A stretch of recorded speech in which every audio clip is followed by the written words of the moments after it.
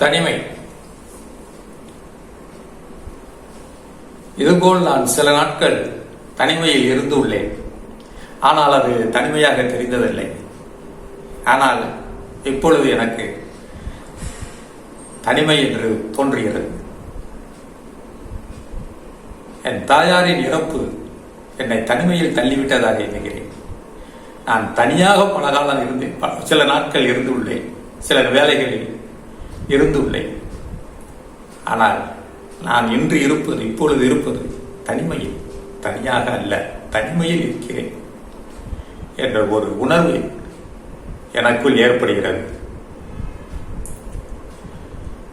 தனிமை இருப்பதற்கு முதிய அன்பர்களே, நீங்கள் சாப்பிடுவதற்கு என்ன செய்கின்றீர்கள்?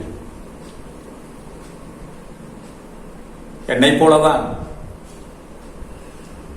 நீங்களும் சாப்பாட்டிற்காக சிறிது சிரமப்பட்டிருப்பீர்கள் என்றே எண்ணுகிறேன். நான் கூட பாருங்களேன், காலையில வீட்டில் என்னுடைய மனைவியுடன் நான் வசிக்கும் பொழுது காலையில 7 மணிக்கெல்லாம் 7 மணிக்குள்ள எனக்கு டீ வந்துடணும். இல்லைன்னா ஒரு 5 நிமிஷம் 10 நிமிஷம் லேட்டானா ஒரு 4 சவுண்டு வந்துடும். ஏய், என்ன பண்ணிட்டு இருக்க, டீ எங்க, என்ன, ஒரு 4 குரல், ஒரு 10 நிமிஷம் தாமதத்திற்கு ஏற்படும். இன்றைய நிலைமை என்ன தெரியுமா? காலையில் டீயே கிடையாது. என்ன செய்வது?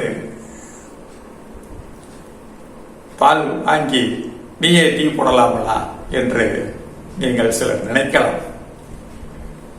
நானும் அவ்வாறுதான் எண்ணினேன். டீ போடுவது ஒன்றும் அவ்வளவு பெரிய காரியம் இல்லையே என்று.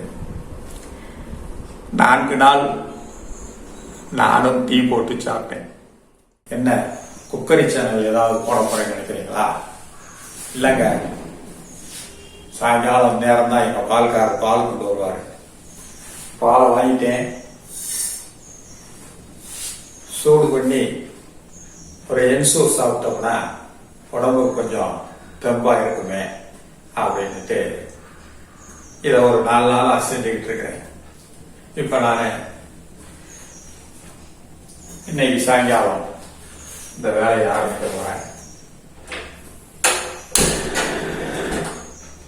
இது ஏன் இப்படி தவறு கொடுக்குன்னு தெரியல.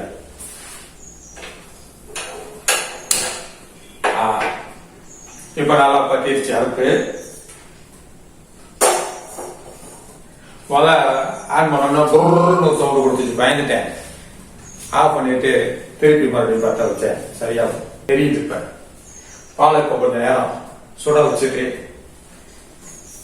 அதை கொஞ்சம் ஆற வச்சு அதுக்கு பிறகு என்சூர் கொஞ்சம் போல சாப்பிட்டு கொஞ்சம் உடலை கொஞ்சம் தெம்பாக்குமே என்று ஒரு 4 நாளா சாயங்காலம் இந்த பால் காய்ச்சற வேலையை நான் செஞ்சுட்டு இருக்கேன்.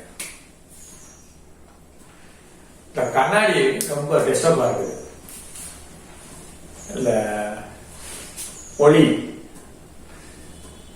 லைட் வெளிச்சம் வந்து கண்ணாடி மேல பட்டு பிரபலித்து அது பிரதிபலிக்குதா, அது நல்லா வீடியோவுக்கு இல்லை.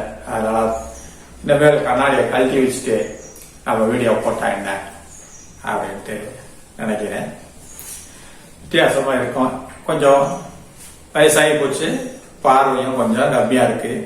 இருந்தாலும் பரவாயில்ல, உங்களை தர நான் பார்க்க, நீங்க என்னைய பார்ப்பீங்கல்ல, அது போதும் எனக்கு. ஆனா காலையில டீ போட்டு சாப்பிட்ட பாத்திரத்தை சாயங்காலம் டீ போடும் போதுதான் கழுவணுங்கிற எண்ணமே ஏற்படுது. அதை மறுபடியும் சாயங்காலம் கழுவி காஞ்சி போடாத நல்லா ஊற வச்சு தண்ணீர் ப்ரெஷ்ஷை போட்டு நல்லா தொடச்சி கழுவி அதுக்கு பிறகு சாயங்காலம் டீயை போட்டு குடிச்சா மறுநாள் காலையில டீ சாப்பிடும் போது அந்த பாத்திரத்தை கழுவலையே அப்படிங்கிறது நிலை. திருப்பி மறுபடியும் காலையிலேயே கழுவி டீ போட்டு 4 நாள் போட்டேன். போதும்டா சாமி, ஏன் காலையில் டீ குடித்தே ஆக வேண்டுமா? தவிர்த்து விடுவோம். உடலுக்கும் நல்லது, காசும் கொஞ்சம் மிச்சமாகும். பழக்கத்தை மாற்றுவோம். இறைநிலை இயற்கை நம்மை ஒரு புது வாழ்க்கையிலே புகுத்தியுள்ள போது நாமும் நம்மை மாற்றினால் என்ன? நான் மாறிவில்லை. என்னை போன்று உங்களில் யாரெல்லாம் இதுபோன்று தங்களுடைய வாழ்க்கை பாதையில் சில அம்சங்களை மாற்றி உங்கள் வாழ்வை கொண்டு செல்கின்றீர்கள் என்ற கருத்தினை எனக்கு அளியுங்கள். அது எனக்கு உத்வேகத்தையும் எனக்கு ஒரு ஆறுதலையும் தரும். வாழ்க வளமுடன்.